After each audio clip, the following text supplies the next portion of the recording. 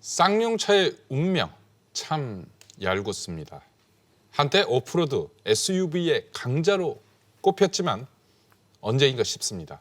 조슬 기자, 네. 쌍용차 그동안 우여곡절이 많았죠? 네, 쌍용차는 아시다시피 과거 코란도 또 무쏘 등을 잇따라 히트시키며 소위 SUV 명가로 우뚝 섰던 회사입니다. 그러나 1997년 IMF 외환위기 여파로 이 대우그룹의 이듬해 넘어갔고요. 그렇지만 1999년 대우그룹이 최종적으로 해체되면서 점차 내리막길을 걷기 시작했습니다. 이후 두 차례나 해외 주인을 맞았지만 경영난을 이기지 못하고 법정관리 신세에 또다시 놓이게 됐습니다. 조 기자, 첫 외국 주인, 말도 많고 탈도 많았던 중국의 상하이 자동차였죠? 네, 그렇습니다. 기업 개선 작업, 그러니까 워크아웃을 추진하고 있었던 지난 2004년에 중국의 상하이 자동차가 쌍용차를 인수했었습니다. 하지만 인수 과정에서 잡음이 끊이지 않았습니다. 당시 글로벌 완성차 업계에서 이 후발주자였던 이 중국 업체가 이 쌍용차가 보유하고 있던 이 독자적인 디젤 기술을 빼내려고 인수에 나선 것이 아니냐, 이런 의혹이 꾸준히 제기돼 왔었는데요. 그랬었죠. 상하이차는 이후 투자금의 일부를 회수한 채 쌍용차에서 발을 빼면서 소위 이 먹튀 논란은 더욱 커졌습니다. 결국 쌍용차는 2009년 법정 관리에 들어갔고 대규모 정리해고를 포함한 구조조정이 뒤따랐습니다. 윤소은 기자, 당시 이 대량 해고 사회적으로도 큰 후유증을 낳지 않았습니까? 네, 그렇습니다. 쌍용차는 과거에 법정 관리에 들어가면서 전체 인력의 30%, 2,600명에 대한 희망퇴직, 정리해고를 단행했습니다. 이후 해고 반대 노동자들의 옥새 파업, 이른바 쌍용차 사태가 벌어졌는데요. 그리고 2010년 마인드라가 새로운 투자자로 나서면서 500명가량이 복직했습니다.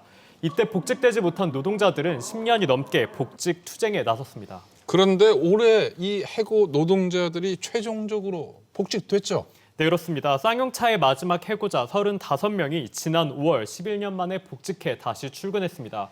이들은 복직하던 날에 쌍용차 평택공장 앞에서 기자회견을 열고 더 좋은 자동차를 만들어 보겠다는 다짐을 밝히기도 했습니다.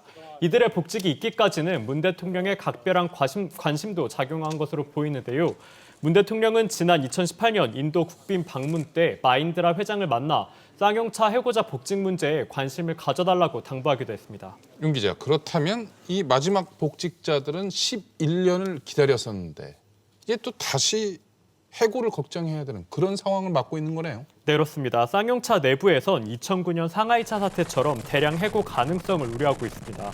물론 3개월의 자율 구조조정 기간을 거친 뒤 법원의 판단이 나와야 하는 만큼 당장 인력 구조 조정이 진행되는 건 아닙니다.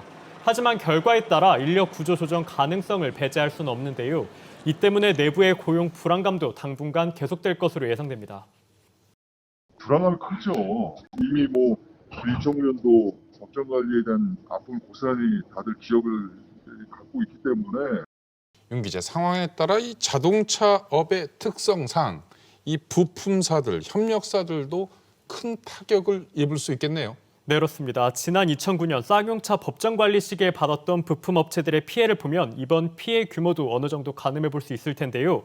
쌍용차의 의존도가 높았던 1차 협력사와 2차 협력사 일부는 부도 법정 관리에 들어갔습니다. 네. 이번 사태를 2009년과 단순 비교하기 어렵다는 시각도 있습니다.